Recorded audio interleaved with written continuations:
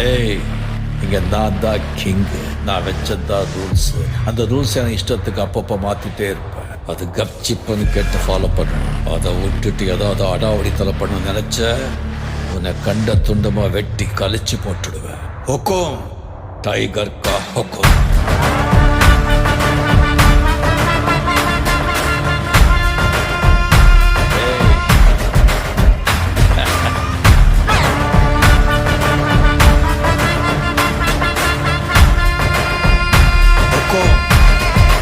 Tiger கா ஹுக்கும்.